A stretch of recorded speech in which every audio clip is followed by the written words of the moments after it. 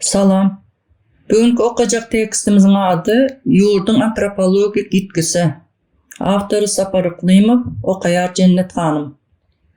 Sana bir yurdun ähli binaları berip durqa, iqtisadiyeti daşından seredende qadalı işleyen ýaly bolup görünse, serhetleri ıqtibarly gorulsa ve adamlar her gün yerden turup işlerine gidip yörseler-de, şol yurdun aslında bütünlüğe çöküp biljekdigini aýtsam, näme pikir ederdin? Belki bunu ulaldyp aýdýarsyň, ýa-da aşa garaňky çaklamay edýärsiň diýip pikir ederdin. Şeýle dälmi? Sebäbi biz adatça bir döwletiň ýa-da jemgyýetiň ýykylmagy hakynda pikir edenmizde gözüňize derre şowkunly sahnalar gelýär.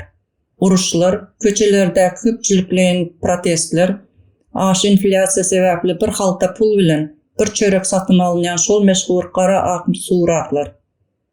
Kysgaça aýdanynda biz hemişe habar başlyklaryndagı uly sarsgynlary gözleýäris.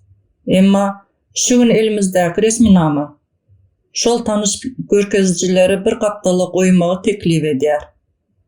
Ol bize rentgen enjamyny görüp bilmeýän, has sessiz, has çuň gatlaklarda bolup geçýän bir çökünlüge seretmäge çagyrýar.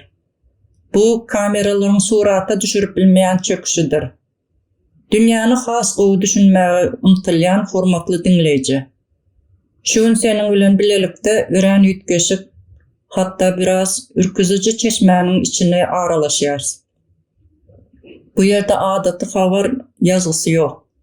Resminamanyň üstünde Exlar International Korporativ Ýat Birliginiň arxiw ulgamy diýen möhür ýerleşýär.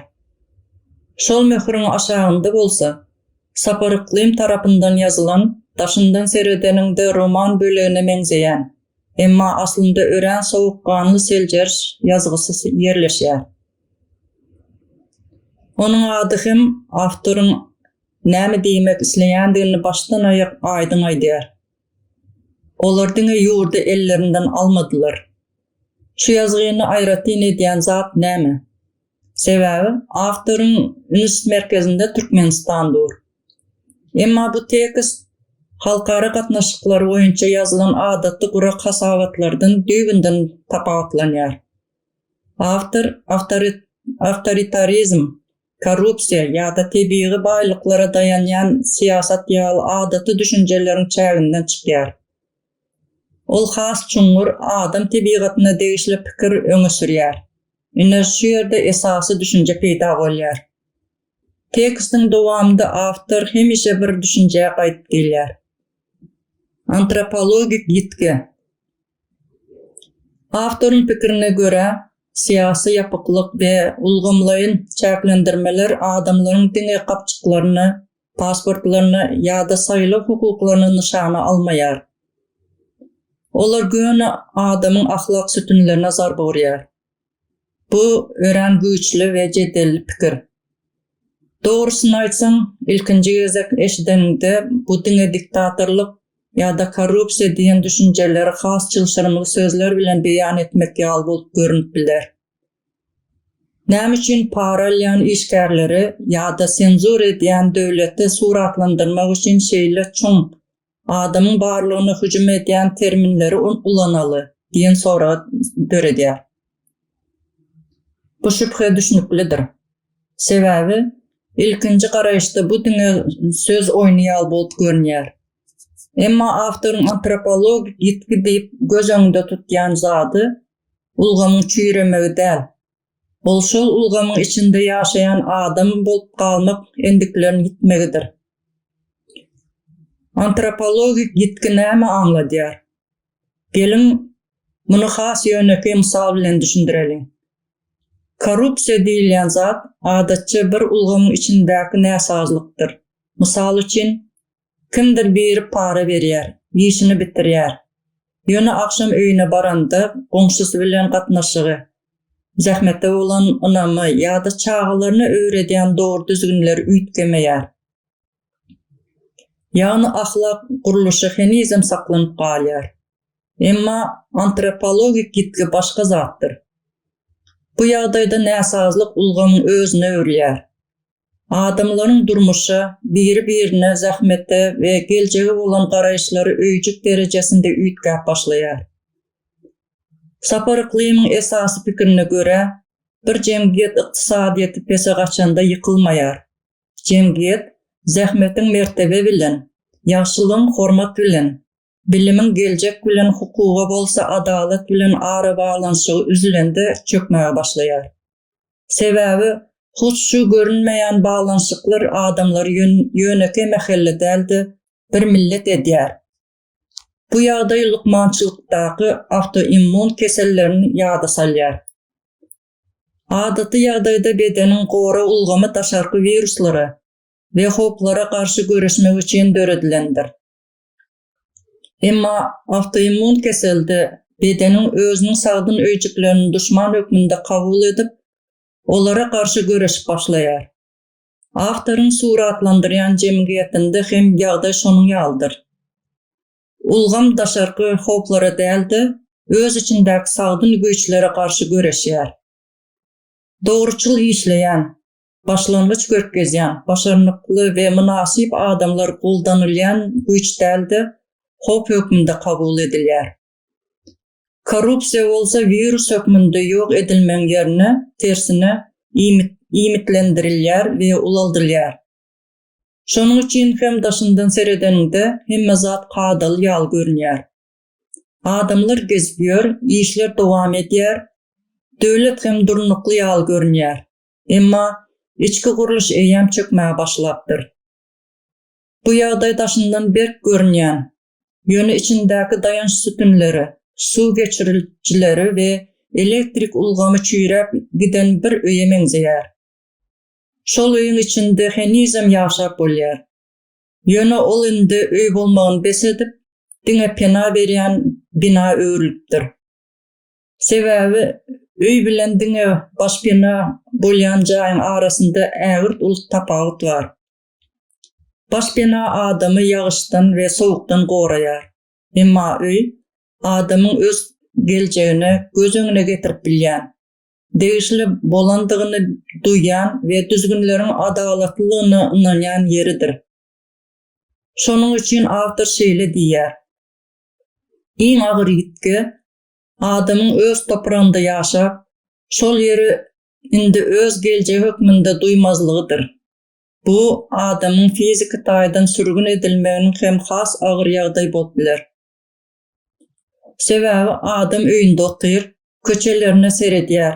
Ýöne şol ýurt eýäm onuň aňyndan, arzularyndan we geljek baradaky meýillerinden çykyp gidipdir. Şu ýerde möhüm soragy döreýär. Eger ulgam şeýle derejede çüýräp başlan bolsa, nädip ol henizem dowam edip bilýär? Näme üçin şeýle jemgyýet birdenke öz üstüne ýykylmaýar? Näme üçin ahlak sütünleri gowşan döwlet henizem dolandyryp bilýär? Şu soragyň jogabyny tapmak üçin diňe filosofik pikirler ýeterlik däl. Gündelik durmuşda hakykaty görkezýän maglumatlara seretmek gerek. Şonuň üçin awtor türli halkara gözegçilik guramalarynyň maglumatlaryna ýüzlenýär. Sessiz çökünlüğün sanlar arkaly görünýän ýüzi. Eger ahlak sütünleri şeýle derejede çüýrän bolsa, döwlet nädip henizem dik durup bilýär diýen soraga jogap gözlemek üçin awtor türli halkara guramalarnyň hasabatlaryna ýüzlenýär.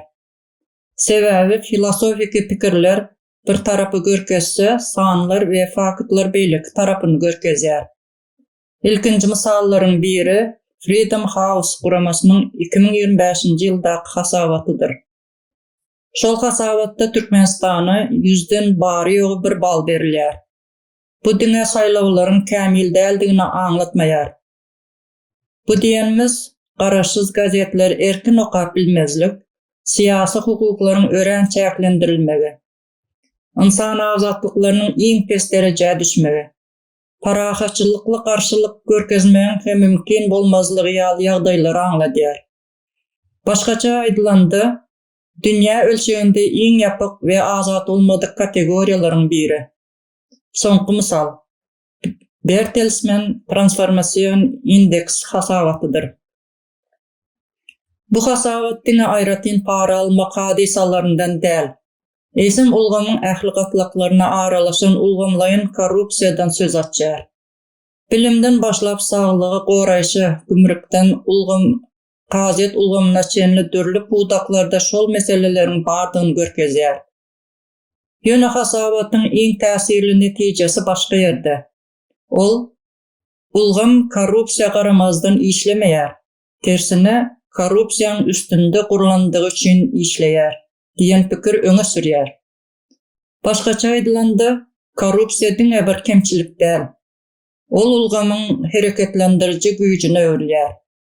Eger kanunlar hemmeler üçin deň işlemese, güýç eýeleri öz hereketleri üçin hiç wagt jogapkärçilige çekilmese, onda korrupsiýa adaty jenaýat bolmagyny besedýär. Ol kadalaşýar. Hatta resmi däl dolandyryş usulyna öwrülýär. Şeýle ýagdaýda dogruçylyk we başarnyk däldi, başga ölçegler öňe çykýar. Bu ýerde has gyzykly we has gynandyrjy tarapy ýüze çykýar. Sebäbi mesele diňe ýurdun içindäki adamlaryň durmuşy bilen çäklenmeýär. Daşarda ýaşaýan adamlaryň hem durmuşy şol ulgamyň täsirinden dol azat bolup bilmeýär. Şol sebäpli awtor Human Rights Watch guramasynyň 2024-2025 ýyllardaky maglumatlaryny ünsü çekýär. Bu ýerde aýratyn ünsü çekýän mesele pasport meselesidir. Hasabatlara göre daşary ýurtlarda ýaşaýan käbir türkmen vatandaşlary pasportlaryny daşary ýurtlardaky konsulluklar arkaly täzeläp bilmeýärler. Bu bolsa diňe ýöneki resminama meselesi däl. Mysal üçin, daşary ýurtda okaýan ýa-da işleýän adam pasportynyň möhleti gutaranda konsulluga ýüz tutýar. Emma oňa pasportyny täzeläp bilmek üçin ýurda dolanmaly diýilýär. Şeýle ýagdaýda adam ören kyn saýlawyň öňünde galýar. Sebäbi dolanmasa, ýaşaýan ýurdunda resminamalарynda kynçylyklar ýüze çykyp biler. Dolananda bolsa, geljekki mümkinçilikleriniň näme boljagyny öňünden bilmek kyn. Şeýlelikde ýöneki bir resminama meselesi adamyň ähli durmuşyna täsir edip bilýär. Şonuň üçin awtor bu meseleni diňe administrativ kynçylyk hökmünde däl, eýsem has kyn manida adam bilen döwletiň arasyndaky gatnaşygy görkezýän güýçli mehanizmlaryň biri hökmünde düşündirýär. Pasport, ahlaky terslenme we ynamyň ýitirilmegi. Näme edersiň? Eger ýurduňa dolanmasaň, ýaşaýan ýurduňda kanuny ýagdaýyň ýitýär. Bank hasabyň ýapylýar. Ýaşaýyş jaýyny kärendesine alyp bilmersiň. Gysgaça aýdanynda sen kanunsyz ýagdaýdaky adama öwrülýärsiň. Bütün durmuşyň doňup galýar. Hawa, adamyň dünýäde ýaşamagy bolan hukugy ýönekeýje bir resminamanyň uzaldylmagy bilen ýok edilip bilinýär. Şeýdip, fizika serhetleri daşary ýurtdaky adamyň bokurdagyna ýapyşýar. Raport pasport meselesi ýazyjynyň öňe sürýän antropologik ýetki tezisini goldaýan iň güýçli döwlet gurallarynyň biridir. Sebäbi bu ýerde maksat howpsuzlyk däl. Maksat vatandaşa şeýle habar bermekdir. Meniň ruhsatym bolmasa, sen dünýäde hatda dem hem alyp bilmersiň. Bu bolsa adamy döwlete dolyk garaşly we dol boyun eýän tabyn adamy öwürýän mehanizmdir. Ahlaky terslenme, moral inversiýon. Şeýle ulgam adamlaryň gymmatlyk düşünjelerini näle ýetkedýär? Eger başarnyp we zähmet hiç zat çözmeýän bolsa, onda zähmetiň gymmaty näme bolýar? Ýazyjy bu ýerde möhüm bir düşünjäni ulanýar. Ahlaky terslenme. Sagdyn jemgyýetde adamlar kime hormat goýarlar? Elbetde, işini gowy ýerine ýetirýän adama. Meselem, hasahanada iň köp hassany bejerýän, iň tejribeli lukmana hormat goýulýar. Şeýle adamyň ýolbaşçy bolmagyna garaşylýar. Çünkü sağdın cemiyette hormatın ve sıylan esas valyutası başarmıktır. Yani ukiyiptir. Emma renta ve şahsı ve padarlığı esaslanan ulgamlarda bu valyuta ütgeyer. Artık hastahanada sıylanan adam ustad, hirurg değil. Sıylanan adam yollaşısını soğrasız boyun eğen, seriştelerin talınmağına gözümeyen adam bolyer. Profesyonel başarını pes, emma ulgama ve palı olan adam yukarılanyer. Eğer hakikattanım Ustad Luqman adalet ve başarınlık prinsiplerine uğraması inanışsa, ulgam onu hop hükmünde görüp taşlaştırıyar. Şeylelikte kımmatlıkların baskancağı tersine örüyer. Doğruluk, başarınlık ve öndürücülük indi artık mertebe değil. Käwagt olar adamın önünde päskelçilik, hatta akmaklık hükmünde görülýär. Şeýdip, doğruçul bolup ýaşamak gün saýyn kynlaşýar. Zähmetiň manysy hem ütgeýär. Ýazyjynyň pikiriçe, şeýle kurşawda zähmet dünýäni gowlaşdyrmak ýa-da özüniň kençiliklerini amalaşdyrmak üçin edilýän iş bolmagyny besetýär. Ol diňe ýokary yaranmak we diri galmak üçin ýerine ýetirilýän bir görkezme öwrülýär. Adamlaryndy bir zat öndürmeýärler. Olar diňe ulgama uýgunlaşýarlar. Diňe ýagdaýy dolandyrýarlar. Adam köp ýyllap diňe göze ilmezlige we diri galmagy energiýasyny sarf etse, onuň içindäki döredijilik, ösüş we täzelik döretmek islegi kem-kemden ölýär. Anam cemgiyetin görünmeyen sütünüdür. Yazıcı anamı cemgiyetin görünmeyen infrastrukturası deyip adlandırıyor. Bilim, lukmançılık, goňşuçylyk, gatnaşyklar anamsız işläp bilmez. Emma doğru sözlemek hoplu bolan yerlerde diňe döwlete bolan anam däl, adamlaryň biri birine bolan anamy hem gitýär. Adamlar az gepleşýärler, az inanýarlar. Şeýle ýagdaýda seresaplılık cemgiyet emele gelýär. Adamlar biri-birinden gorkup başlaýarlar. Awtoritar ulgamlaryň iň uly üstünliklerinden biri hem şu. Adamlar döwlete inanmaýandyklaryny bilýärler. Emma hakyky betbaçylyk olaryň biri-birine inamyny ýitende başlanýar. Kim habarçy, kim seni ýazyp alır, kim seni üstünden habar berer. Muny hiç kim bilmeýär. Şeýle ýagdaýda iň rasional çözgüt ýekelenmek, sesiňizi çykarman ýaşamak, özüni gorumak bolýar. Ýaxşylyk hem gizlin işe örülýär. Ýazyjynyň beýan edýän ýagdaýy hasda täsirli. Meselem, döwlet tarapyndan ezilen ýa-da işden kovulan goňşyň bar. Adaty ýagdaýda insanperwerlik saňa oňa kömek etmegi buýurýar. Emma şeýle jemgiyetlerde ýaşylyk gitmeýär. Diňe yer astyna düşýär. Sebäbi açyk kömek etmek ulgam tarapyndan cezalandyrylýan adamy goldamak hökmünde kabul edip bilýär. Adamlar öz-özlerine meni görüp goýmazmykalar? Goýmazlarmyka? Başym derde düşmezmike? Birisi habar bermezmike? Diýip pikir edip başlaýarlar. Netijede ýaxşylyk hem gizlin, pışırdy bilen edilýän hereketlere öwrülýär. Adamkärçiligiň özü tövekkelçilige öwrülýär. Diri galmak esasy kanuny öwrülýär. Şeýle ulgamlarda iň ýokary gymmatlyk hakykat ýa-da adalet däl.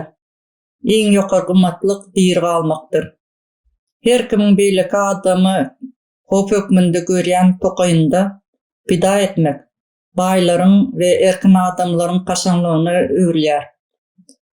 Taşardan seredýänler beýle jemgyýetde sowuk, biperwa ýa-da rehimsiz hasaplap bilerler.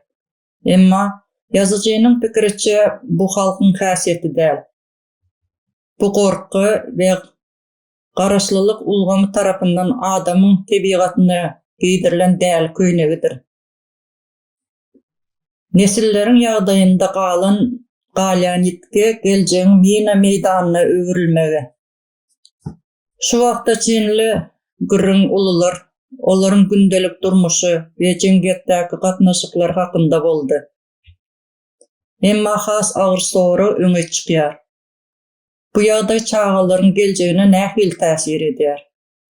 Sebäbi her bir ulgan diňe häzirki nesilde eýsem entek dünýä inmedik nesiller hem şekillendirýär. Yazıcının pikirine göre antropologik gitgeniň iň çoň we dikeldilmegi iň kyn tarapy onun nesilden nesle geçmegidir. Sebäbi döwülen köprüleri täzeden gurup bolýar. Yıkılan binalary täzeden galdyryp bolýar. Yitirilen ykdysadyýety hem belli bir wagtdan soň dikeltmek bolýar. Emma bir neslin pikirlenişi, ruhuny sora bermek ukybyny we döredýijilik höwesini maýyp eden bolsaň, onuň bahasyny jemgyýet onlarça ýyllar töler. Adam maýasynyň görkezjileri näme diýer? Hawa, elimizde Dünya Bankasynyň 2026-njy ýyldaky adam maýasy indeksi HCI+ barada maglumatlar bar. İlkinji nowatda bu indeksin nämäni ölçeýändigini düşündirelim. HCI häzirki wagtda dünýä inýän çağanyň 18 ýaşyna ýeteninde bilim we saglyk taýdan öz mümkinçiliklerini näçerek bölegine ýetip biljekdigini ölçeýär. Bilim ýyllary, çağalaryň ölüm derejesi, yeterliksiz iýmitlenme ýaly görkezjiler birleşdirilip giňgerimli bir indeks töredilýär. Bu hasawatda Türkmenistan 325 mümkin baldan baryo 174 bal alýar. Bu görkeziji aslynda Sewitdäki beýleki ýurtlaryň köpüsinden epesli iýize galýandygyny görkezýär. Hakykatdan hem şeýle. Hasawatdaky iň möhüm jümläni sözme-söz diýen ýaly beýan etmek isleýär. Eger ýokary görkezjili ýurtlar bilen aradaky tapawut ýapylmasa, häzirki döwürde dogulýan çağalaryň geljekdäki mümkin bolan girdejileri 83 göterim derejede kemeler. Bu ören uly görkeziji 83 göterim. Bu diňe ykdysady statistika däl.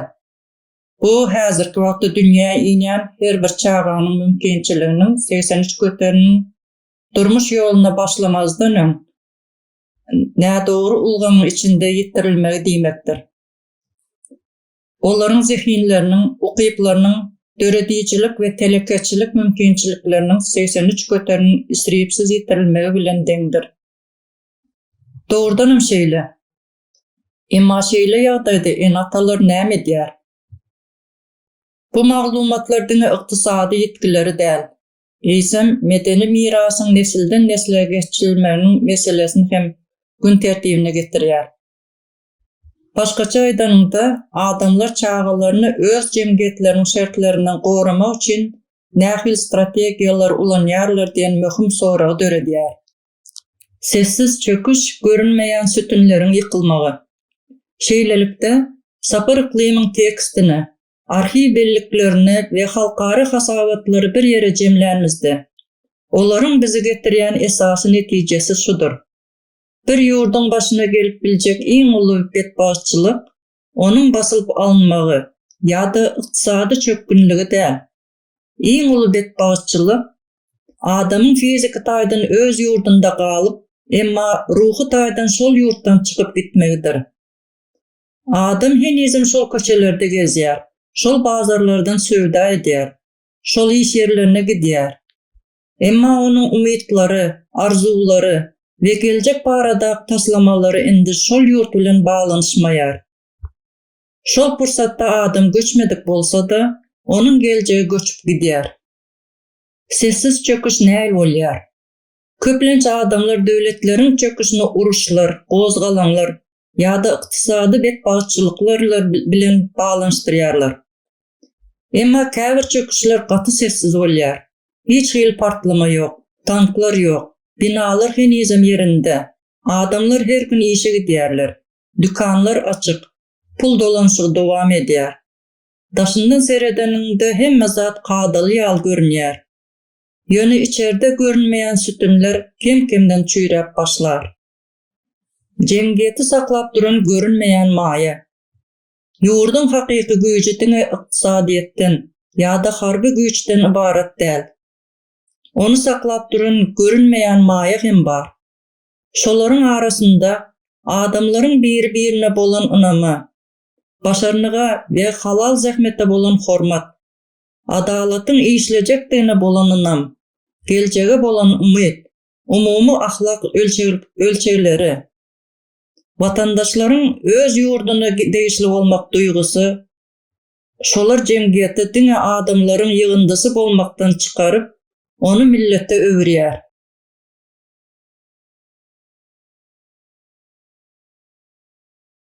Kardeşler, mana dinlediňiz onda. Kim näme düşünüp bildi?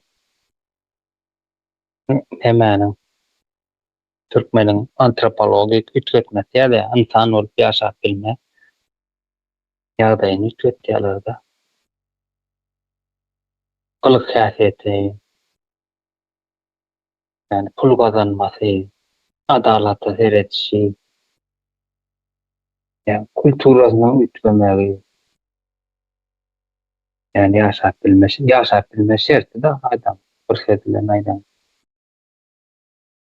Beýin ýapysyny öýüne gelende adam daşary çykanda mejburiyat edi başga adam.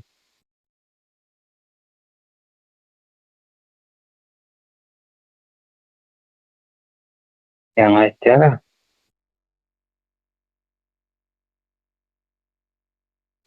atomizatsiýa diýip çok geçendir.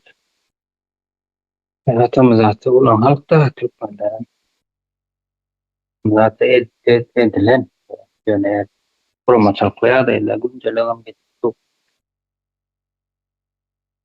Emekliler devlet uruşları para tutulgan häkimlik kalitesi oğlumçuluğu, doktorçuluğu, devlet uruşları nemleri prokuratura, içeri işler, meheme, emmeti şu halkın hizmetinde olmalı. Aytamada bir belli bir durmuşunda belli bir hizmetini yerine yetirmeli. Kuruluşlar da emmeni. Barayan ol tersine. Bilime varsa bilim veren o kulun alıp tu vaktıman. Doktora varsa can vermelilerine can alıp tu. Sağlık kuruluşlarında hovağını, tuğunu arasalama, imitin arasalamalarına tersine avul vaatlarıdır yalar. Avul hovadan yalar. Televizora, radyoda yalan sözler tu. Polis korumalı derine, asıtola korumalı derine tayaklar. Muhammed'in taşkı ursuğunu korumalı derine. Oradan eneden yıllar 50-100 yıl ondan gelecek soğukları korumalı derine gündelik sen oğlak öteyaklar. Hem merit var ya bu yalan da. Böyleden bir yalançı oluyor adam. Öne gelende çağlarına yalan söyler bu. Ayalına yalan söyler bu. Ayağına erkeğine yalan söyler bu. Oğlu yine ecek takarına yalan söyler bu. Oğlu ya da falanın oğlama Rusya'dan hem işleydu hem okuydu. $500 pulu veriyordu. Dedem ne diyor o? İnata. Oğlum ne daha var? Toplumdan çıkıvile nokta neme. Kaptandan enetasına bağlı. Yeke ayakta duruvile nokta. Okul taşlap pulu vermez. Okulu okuydum ana planın kıyla. Hem okuydum hem pulu veriyor dedi. Enetasına plan çayna cayam talacaklar belki. Bir ulaval verecek. Beýdan soň okun taşlap nemede işläp birendir kafelerde pasuta var. Neme ýagdaýlaryň gowy. Birine gowda bolýarlar.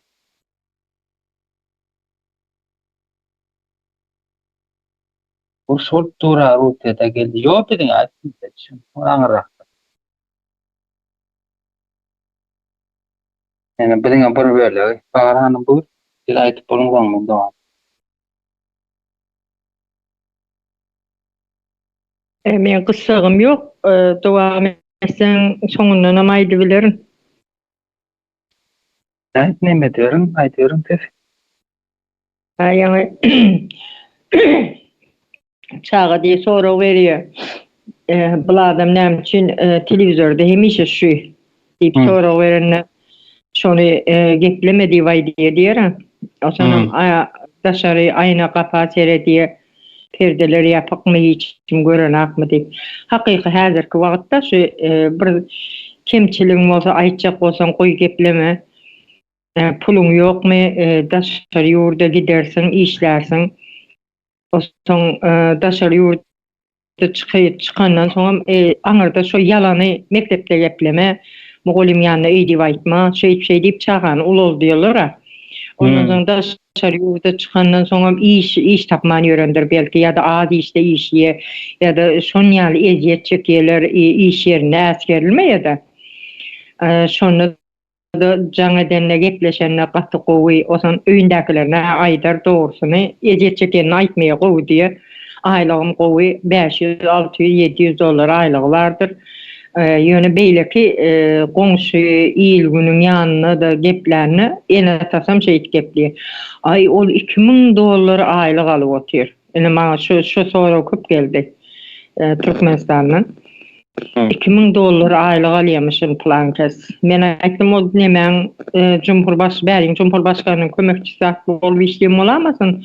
Diýdim ýok, şu öý işinde işleýämişin. Olar ýaly aýlyk ýok diýdim. 10 ýalyk zatlary sizi höweslendirip 2000 dollar aýlyk ýaş bolsa şu ýerden alyp bolýarmyşyn?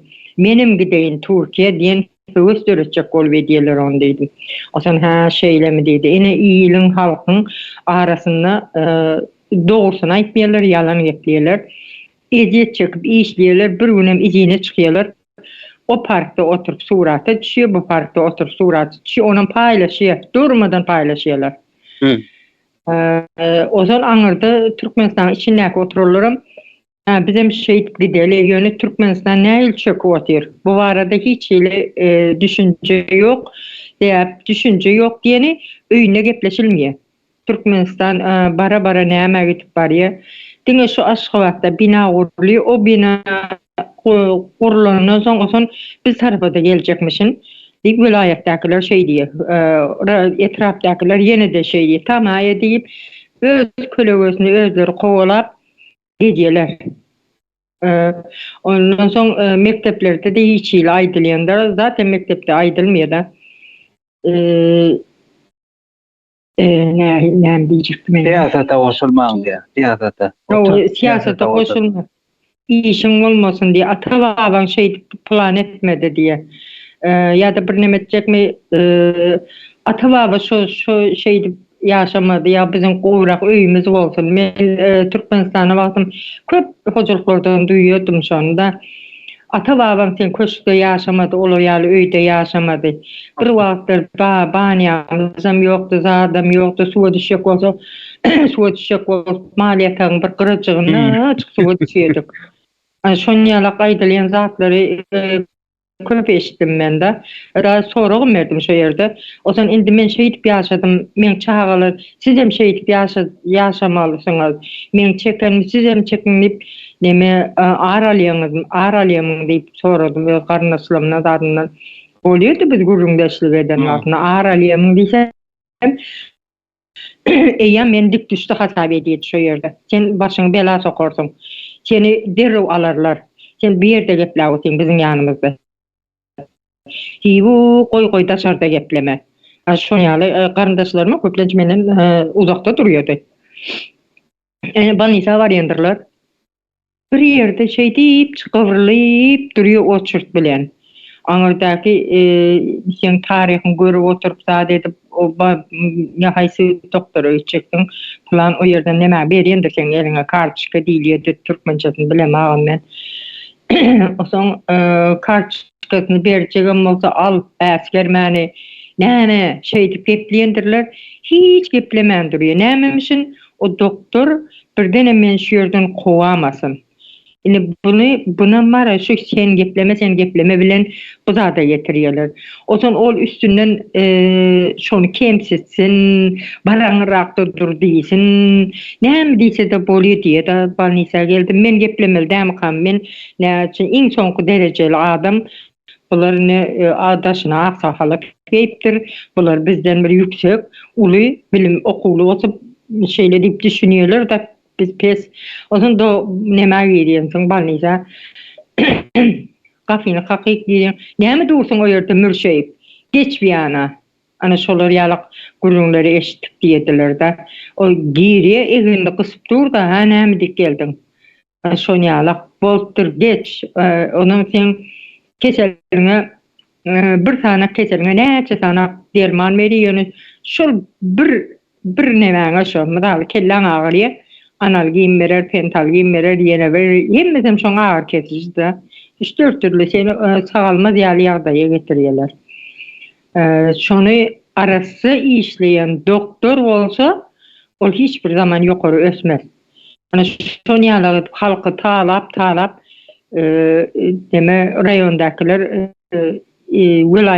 vilayetdakiler hem ýokary meni plan ýere ýerleşdir. Ondan soňra eňil öňünde dursa, şonýalaklar ýokary wezepäge diýerler. Dogrusyny gepleýän adamlar derre bir zada çolaşdyrýarlar, ýa-da tötänden biri öldü de şonu, hökmen şo öldürdi şonu diýip şoň üstüne atarlar. Garaz bir zada eder şonu işden işleme diýal derece getirmeli. Ýüpal ýygyna düşýärler da. 50 tane bir balnisada doktor bolsa şoň içinde biri arasa işlese aňarka 49sy şoň göz şoň üstünde bolýar da.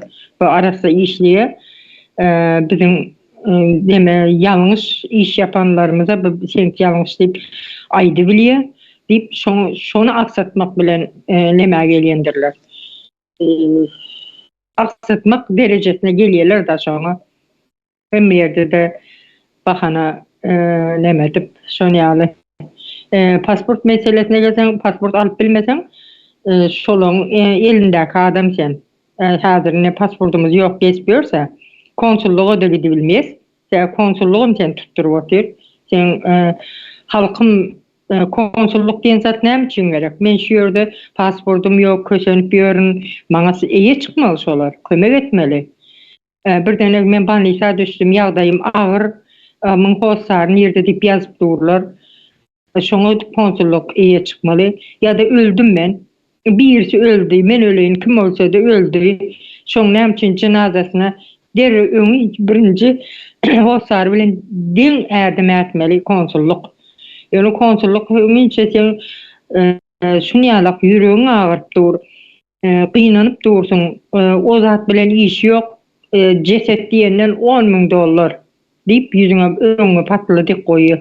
Şondan $10 kimem bolsa bolmaýar. Ozan o öňkü soňky işlerlerini berip ölçüne gitmeli.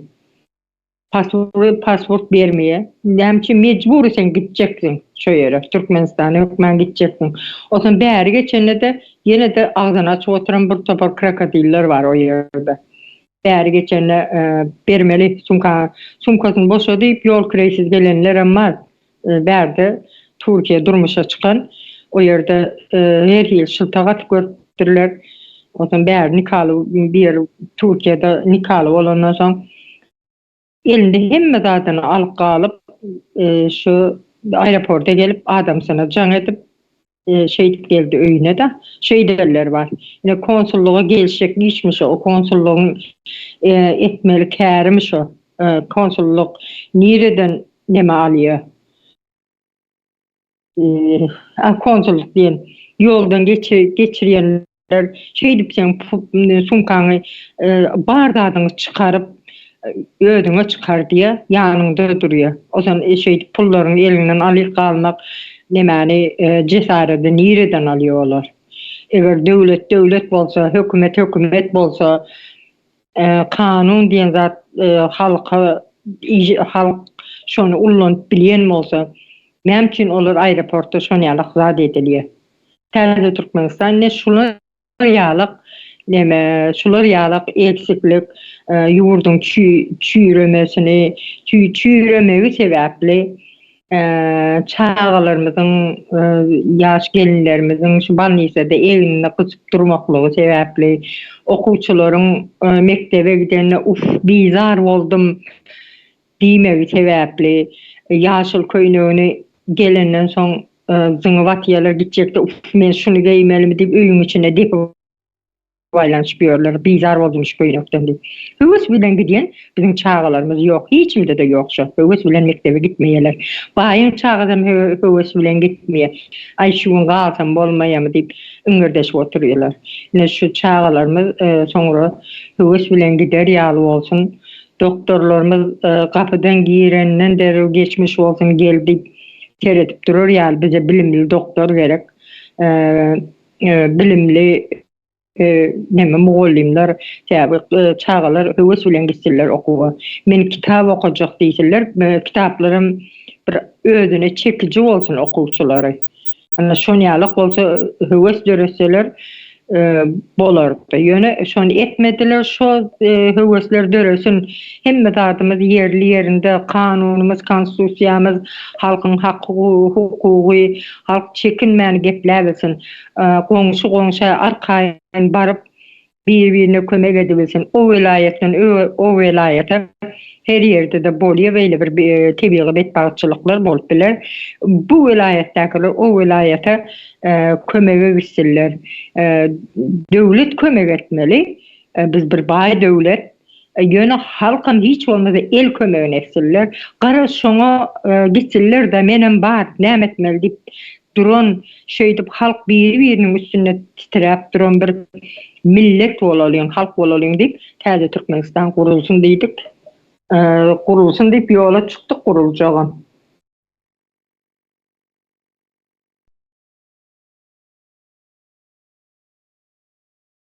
Şeýle ýa-da men antropolog fikretme dedi. Emedi ýa-da.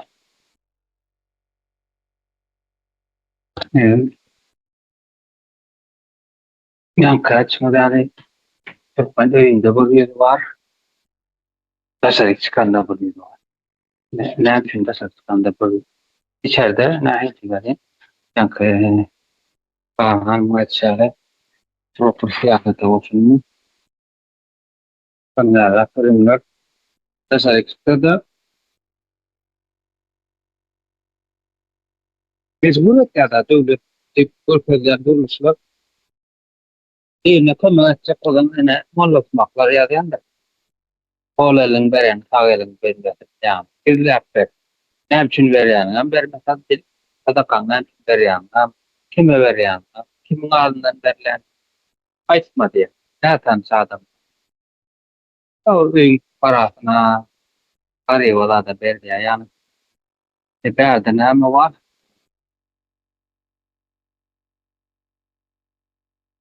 Sen näme üçin berýändiň açyklamasaň gaýny halka. Näşe biziň meselem owamyzda bir ene dulgalyk bir 4 tane çağat ýa 2 tane çağat iş güýçi ýok bellegülen. O daşlar biziň borcumyz. İş güýçe gidip bilen ok çağalar ketjek. Näme o daşlar nämedelik durmuşdan ida goýmalan her öz güýçetinden bersin meselem. Birinin çopanmalı eti vardı, bir dayhanmalı koyuğunu getirdim. Kâfana sadık olanlar beşik getirdim, dağıtıp, üçüne delin deyip aytta. Peygamber de näme diýär? Yapay, yok, yatay näme diýär, yani kaptallayın, arkalaş, halkın içinde arkalaş. Cevizlik, ya örgütlenmek diýip aýtsaň bolýar. Şalatlar dörep başlaýardy. Lewapda agyrlykly näme boldy? 20 gidem tahtdan. Aptpan olda, sonda Taşoldan, Aşgabatdan, Mardan, Kulowlar baranda ýerine gaýtarýarlar. Örgütlenmäni öňüne alýarlar. Kömek eden oklar. Özden başlaýarlar. Malyny elinden alýarlar, özünden şerik bolýarlar. Bir kömek etsen, basarýarlar da şöyle mesaj berýärler. Bir bahane bilen uydurýar. Geline laqatyp Bargaydın yakak. Birle uçtum. İçeri giren zaman it demetler. Mesela başka diye de öňmen plan enem öldürüpdim. Öňmen benim sağda da orada dip olatlara maýstyrýarlar da garaz bakana bilen çekipdirler da şu. Aytyp kömek etmediler. O adama täsir eden oldu daşty öwründü täsir etdi. Aýda bir kömek etjek bolda baýat şonu hastalar olsun. Etmek etmeli derken o dip düşünce diyor ya kellerinde. Atamizatsanın da çıkarmacak bolarlar. Bölünmeden. O zaman arada toplantıda da şöyle olur.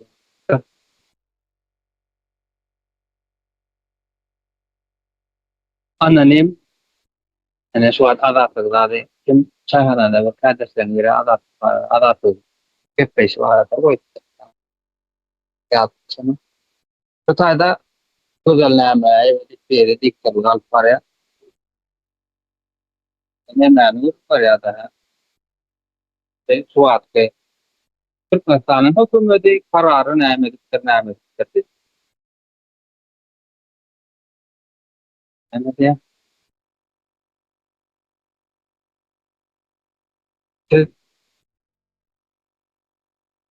Araştırıp seçmeden diye yani anonim adının anonim almağı nemeti faiz etti ondan adını aytmadık diye yani bu net ya da çok anonimlik bir neme var.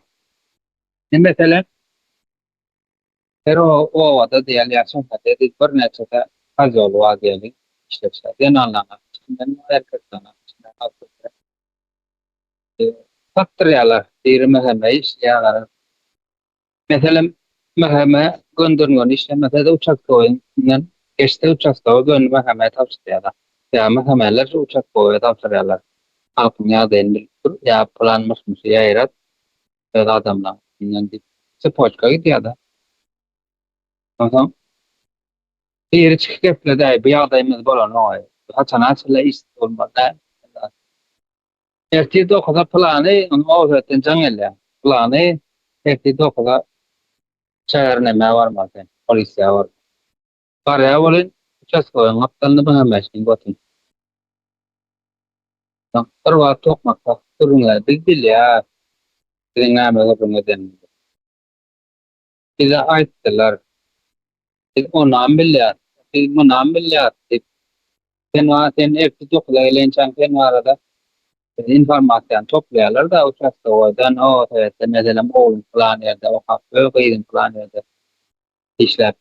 Onun hem de senin özelin öğreniyorlar da karat. Hem de işi bilip dur.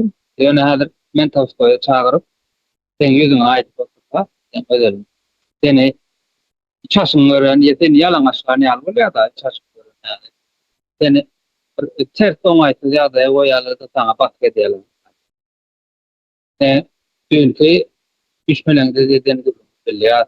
Zaten aklınca adam ayalı olunca cevaplar söyleyen zaten söylemesen boğulur da ayalın mol işte ya ayın falan nerede mesela falan da sonra da ziyan etmezdi.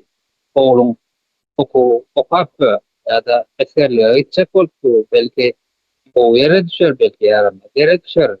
Hep ugraja dediğerleri başlıyor. Don bu adamı eline bolla men etmer ya da hukuk taşı kağıda da gol çekti kayıt tiyatro kurumlar etmer ya devletin ya hükümetin gol çektiriyorlar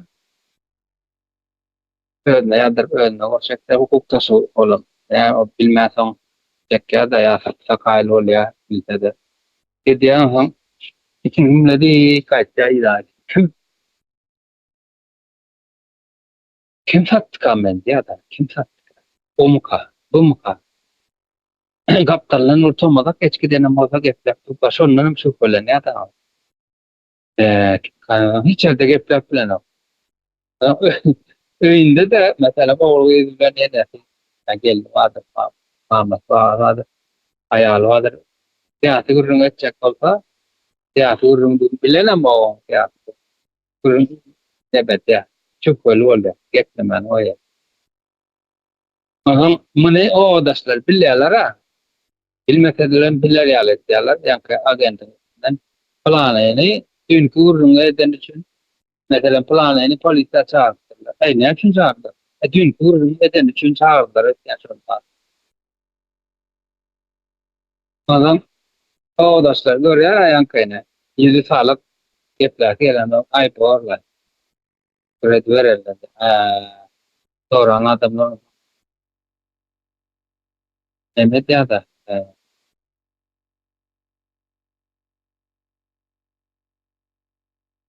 Ne diyorlar? Basketlerden, ortalardan.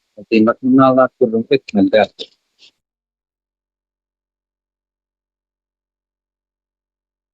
Adam timsat tıkanmalı deyip onların şüpheleniyor adam. O odaşlara.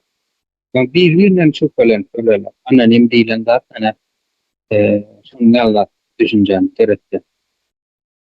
Onun son anonimin başka ne mesela tesiri. Çıkmalı nokta yani adam kim diyor. Bu dedi filan. Çaklarına ayıp tukan ya benim suud etmese yani hani şıtat seni rahatsız beni anladı. Aytmasa yani adam suud edip olan. Ne için sen beni sattın deyip. Ancakta bastırıp olan o ayaklar, olan o sev, olan o bakın içinde mahtar edip olan o tutara yeri yok da yani hemen anonim şeyin tutara yeri yok. Cevap karşılığı çekip olan o. Belli bir adam, evladın familyadan aydıp senin planı yerini aşağıçtı ya da yurt başı planı mesela merdan planlar kurduğun etti. Önümen alamadım deyip adı familyadan aydan. Polisede de son adını aysalar merdanı mahtat gelip sattı diyseler. Mesela sen hakkında şikayette olundu diyse. Her tek onun zaman halk kurumu ya da onun ağabey. Değil mi de sen ne için böyle diyeceksin polisede ya jandarmada. Onu indikere keptimi de halledip biliyorlardı. Gereklerini karanlıkta tayaklağı bilirler. Bizim tayaklarda karşı onu şu meselenin üstünde durulup oluyor. Yani hava yasa oluyor. Yargısı netip oluyor da. Orta arasından yargı. Şöyle edip oluyor. Anonim o son iyi değil yok yani. Streste koyuyor adamları. Nemişe streste koyuyor. Polise gidip gelenen belirtiler hem. Sonra polise gidip gelenen beter uzaktan sinederler. Olur daha beter oluyor yani. Hafif şey yani. İşte sıcağı şeyde burayı. Tamam buyurun. Sağ olun. Sağlıklı bir cemiyette insan subyekttir, obyekt değildir. Mertebesine hormat koyulandır. Öz baştaklar kımmatlıktır. Sağlıklı bir şahsiyet yetiştirme üçün investisiya koyandırlar sağlıklı bir cemiyette. Sebebi adama kımmat koyanında. Adamı bir hakikaten şahsiyet edip sağlıklı mertebesine hormat koyup yetiştiren ahlaklı bir şahsiyet yetiştiriyendir ve bu ahlaklı şahsiyet en esas progresi getiriyen en esas faktörlerin biri olup duruyor. Sağlıksız cemiyetlerde bu başkaçadır, insana hiç hele kımmatı yoktur.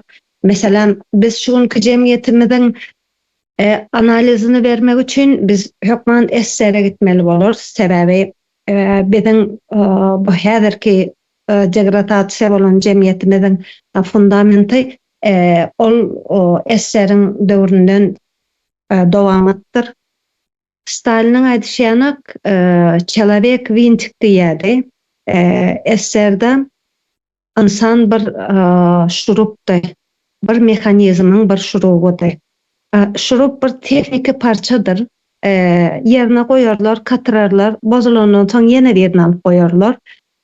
Dolayısıyla eserde dine şurup bir tekniki bir parça yetiştirýärdiler. Şonuň üçin eserde insany doğrudan ilgilendiren şeyle akademik disiplinler hiç bolan däldir. Mesela psihologiya, sosiologiya, filosofiya hiç eserde bolan däldir. Sebebi eserde şahsiyet yetiştirmeýärdiler. Dine tekniki parça yetiştirenleri üçün bu akademik disiplinalaryň hiç geregi ýokdy. İnsanın ne mertebesine, ne ihtiýadyna, ne onuruna hiç bir zaman degir berilen däldir. Şunu ýekece bir suwutnama bilen muny suwut edip bileriz. Meselem kosmosa raketa uçuran ilkinci insany raketa uçuran bir imperiýanyň insanlaryň tuvaleti bar ýerde tuvalet kagydy ýokdy. Bu insana hiç bir onuruna hormat goýulmaýanyň suwutnamasydyr. Nädip yetiştirdiler bu biýinçigi? Nädip yetiştirdiler bu şurup adamy? Muny diýeline şu wagt jemgyýetimizi tanamamız gerek da. Näme üçin diýäsiň şu jemgyýetimiz biziň näme üçin bir ýerine ynananok, biziň jemgyýetimiz näme üçin bugün 200'lü, ýüzüňe garap bir zat diýä, içinden bir zat, arkaňdan başga bir zat diýä, näme üçin ynananok, näme üçin aldaýa, näme üçin diýäs da nädip etdiler, nädip bu hale getirdiler biziň jemgyýetimizi? 200'lük nädip döredi? Şol wagt sen loýal bolmaly. Kommunistik partiýa bardy, şahsiyet kultu bardy. Sen onu daşarda mahdamany, şoňa seniň şol ideologiýa seniň loýal boldyňy diliň bilen sen o ýerde getirmeli. Seniň içiň maňa garşy bolup durandyr ýöne sen daşyňdan şoňa bolan loýalnestyňy görkezmelidiň, bolmasa seniň janyňa howp awanýardy. Daştan onu gepleýädiň, içiňden bolsa bambaşka bir zat bardy we bu içiňde ýam iki tanak seniň çaknyşa adamda 200'lük emele gelýär. Ve adam aldamany öwrenýär. Ýüzüňe bir zat diýer, içinden bir zat diýer, arkaňdan başga bir zat diýer. İnsanda awtomatiski 200'lük aldama emele gelýändir. Satgyllyk. Satgyllar nädip dörepdir? Sebebi şeýle bir zat bardy. Ya sen satarsyň, ya seni satarlar. Ve sen diýeri almak üçin senim satmak zorundadyň we şeýlelik bilen insanlary satgyna dönüşdirýärdiler. İnsanyň zähmetini degersizleşdirmek. Meselem insany subjekt bolmakdan nädip çykarýardylar? Birinçidana inisiatiwasyny elinden alýarlar. Çünki döretme nemesini, höwesini, döretme duýgusyny, inisiatiwasyny öldürýärler. Ýokardan bir plan indirilýändir, sen şo plany ýerine ýetirmelisin. Munyň hilem önemli däl, başga da adam önemli däl. Sen o plany ýerine ýetirmeli. İnsanlarda şonuň üçin insan bir zat eden wagty, hilli eden wagty özü fantaziyasyny işledip döreden wagty bir eden zadyna buýsunç dörýärdi adamda. Bu buýsunç duýgusy, inisiatiwa, döretme duýgusy insanlaryň elinden alynan soň insanlar bir park garayan. Diňe şol geldim şu plany ýerine ýetireýin, aýlygym mersin boldy. Yani benimsemekden çıkýar o. Meninkiden men onu benimsemeýän. Sebebi meniň ýan ol içimdäki zähmete bolan duýgularym, döredijiligim öldürýär we meniň üçin ol parksız bir rada dönüşýär. Diňe bir ýaşamak üçin o ýerden aýlygym almaly. Şeýdem insanlaryň zähmeti degersizleşdirýändir. Munyň ýetmegi hatta maşgalalaryň içinde ynam gaty erwet derejede öldürýär, sebäp satgyllygyň bar ýerinde ynam bolmaýar beýberiňe. Şonuň üçin bu maşgala derejesine çellik sıkılıp transformasiýa geçýändir. Ýöne hatta maşgalanyň içinde de çağalarymız eşitip daşarda okuwda ağzından kaçırıp koyveramasın dip üyün içinde de tutup çağlarını da oyorda onu gepleme bir yerde bunu gepleme deyilip Eýam anamsızlığı nesilden nesile de geçirilýär. Neme dip hem geçirilýär hem insanlarda suskunluk, geplememezsizlik yüze çykýar. Ve şeylelik bilen bu sistema renkini değiştireni bilen, adını değiştireni bilen hem häzirki zamanda da dowam etip gelýär. Ve biz şobatka eser dövründe koyulan o fundament, o insanları, o vinçik etme yolçuluğu häzirki zamanda degradasiýanyň soňky derecesi ve çüýreme derejesini ýaşap oturmamızdır bizim. Şeyle bir zat düşünün, bizim bir bedenimiz vardır ve bizim bedenimizde immunitet vardır, bağışıklığımız vardır. O bizi bizim kesellememizden, bize her hili infeksiya, mikrop, her hili keselden bizi gorayandır. Ahlak bizim bir immunitetimizdir. Eğer bir cemiyet ahlakını öldürseler, bizim bedenimizin immunitetini, bağışıklığını öldürmek demektir. Ve bizim bağışıklığımız, immunitetimiz ölen vakti bize her hili kesel, hayri spid, hayri VIH, hayri sifilis, hayli rak bolsun, bu kesellerin hemmeti bizim bedenimizi zehirleyendir, bizim bedenimizi eýeleyendir ve biz sessizce çürep ölýändir. Sağ olun.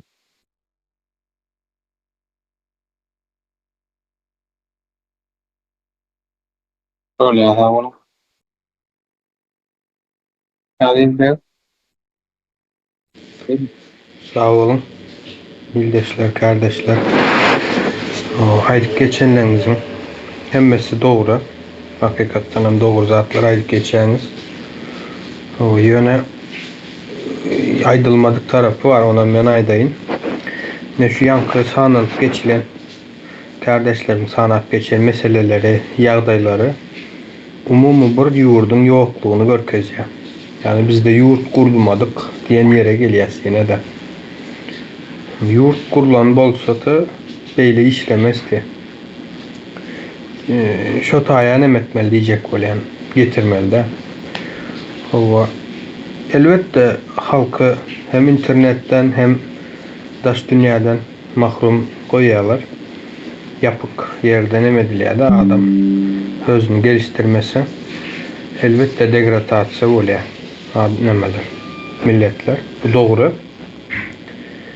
Şimdi ähli zadyňam o nemesine garamalda, şu ýagda ýene gelipdir diýen ýerine garamal. Çıkış ýoluny gözläp bilmemiz üçin ýa-da çıkış ýoluny eger hakykatdan bu ýagdaýdan çykmak isleýän bolsa, her bir adam ay men telefondan düşünmeýän, men kompýuterden bilemok, bu halkymız üçin de neme diýen da ýa-da şeyle bir nemeler var da yaşlar hali ulu däl ýöne telefon neme knopkalı telefon diýerler. Yönekey telefon diýerler böyle ekran däl internete girip bilmeýän. Şoňalak telefon ulanyp ýörler da adamlar. Yani şu taýlardan başlamalym diýen men bilemok diýen nemeni gyra goýup her gün bir neme öwrenmesi gerekli de telefonla ilgili. Şimdi böyle yurdun yokluğunun telefonla näme bağlantısı var diýip sorap bilersiňiz, men bağlajak şu taýyny. Yine bir adam gözüňize getirin. Hiç näme goşulanok, gündelik durmuş akyp dur. Belki nemedir? Halymdan memnun diýip aýdan diýen içden içe özü bilen galanda memnun dälligi. Neme diýe da öwrenşenem bolup biler. Şol ne şu zatlardan mahrum, bilgilerden mahrum bırakılan üçün şu ýagdaýlary bolup durda. Näme etmesi gerekli? İlki telefon ulanmanyny öwrenmesi gerekli. Telefon ulanmanyny öwrenenden soň şu habarlary, bilgileri, dünýäde bolup geçýän ýagdaýlary hiç ýerde aýdylmaýan bolup biler, dogrudur. Ýöne häzir aýdylýar, tapıp bolýar, gözläp bolýar. Yeter ki bir islet bolmaly da adamdan. Soň şu zatlary görüp bizde yurdun yokluğuna göz yetirip bundan öň ýa kardeşimize maýdyp geçti. Sovet döwründe nähile nemeler, gündelik ýaşaýyş durmuşyny alyp häzirki bilgileri bilen bir neme getirip daşlary bir-birine oturtmaly da o yapboz diýerler türkçede. Bir parçalar bir araya getirip surat, ulug suraty emele getirilýär. Şoňa alıp bir şekilde emetmesi gerekli. Özünü geliştirmeli, bilgileri öğrenmeli. O taýda dogry bilgi, ýalňyş bilgi, yani göre nanasy gelýän, nanasy gelmeýän däl. Tarafsız bir şekilde hemmesini alması gerekli. Hepsini birleştirip adamın mantık süzgecinden geçirip şu zatlara göz yetirenden son yurdumuzun ütkeme hemesi tizleşiye diyeyin. O ya da şu yolları geçmeden bir yurdu täzeden kurup bilme mümkünçiligimiz yok. Umumy halk hökmünde şeyle pikir edýän men. Men jemledim, sağ olun.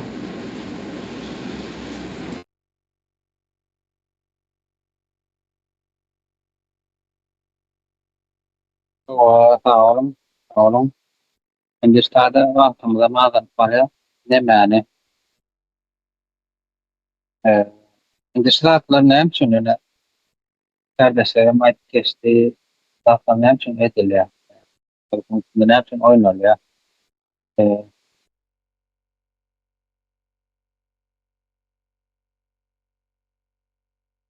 Yani koloniya diýerler. Türkmenistan'ın koloniya. Adam özüniň koloniya degeni bilse, yani bilmek üçin nämeler bilim gerek. Bilim şoň üçin gysýarlar. Orselipdir, urşupdir, şowat nämedir 79-da ýeňipdir türkmenler täzenledi, ýeňilipdir diýen. Taryh şo taýdan ketilýär da bilim şo taýdan ketilýär. Hikmat Serdar ýa-da dindafy anlar, baýlar gidip Peterburgdan ordan alyp Ruslara hyzmat eden başlandyklaryny şu bölümlerini aýdanlarda. Neme bilim berilmän soň, yani taryhym or bilim üstünden geçilýär, bilginiň üstünde. Jem alanda bilim diýerler. Bu saýa şerden kesýärler. Ondan soň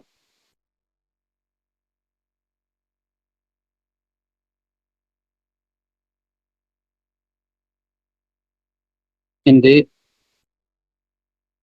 bilim bersen bir koloniya kenega diýip başlaýarlar, dogry dälmi halk? Ondan soň näme başlaýar, bilim alan adam böyle bir ýagdaýdan çykmaly diýip başlaýar. Açar gözläp başlaýarlar. Ondan soň näme boldy? Örgütlenme boldy.